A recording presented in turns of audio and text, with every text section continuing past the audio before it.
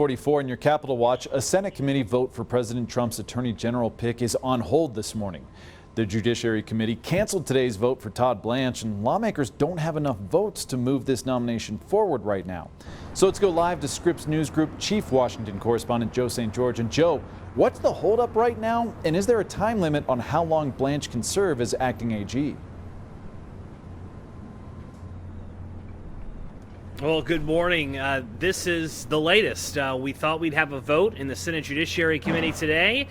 That vote's not happening today. It's been postponed. Now, that doesn't mean that President Trump's pick to lead the Department of Justice permanently, Todd Blanche, is going to lose out in the end here. There's still a chance, I think, of a deal between the Department of Justice, the Trump administration, and the Republican senators that are really the big obstacles here. Let's back up just a bit and why this matters.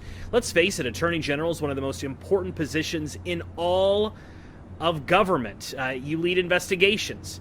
You lead indictments. It's a major role, and President Trump desperately wants his former personal attorney, current past Deputy Attorney General, current Acting Attorney General of the United States, Todd Blanche, to have the position. The holdup isn't Democrats here, although they're voting no.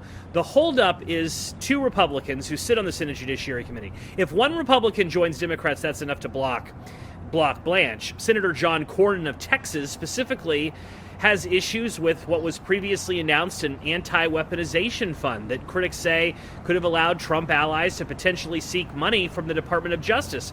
Senator Cornyn wants in writing that will not happen, that fund is truly dead. And there's also questions about a previously announced Blanche agreement with the IRS that would limit audits of President Trump and his family in future years. That's been an issue for these Republican senators. Again, they want some promises in writing.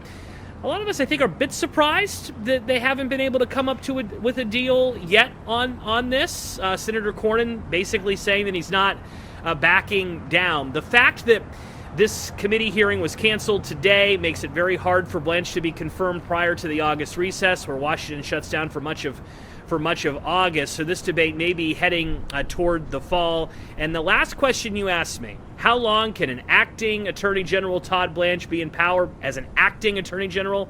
210 days, according to federal law. But because it's before the Senate now, there's some more flexibility. So we'll follow the drama on this one. Blanche, obviously, big issues this Thursday morning. Really appreciate that insight. Thank you.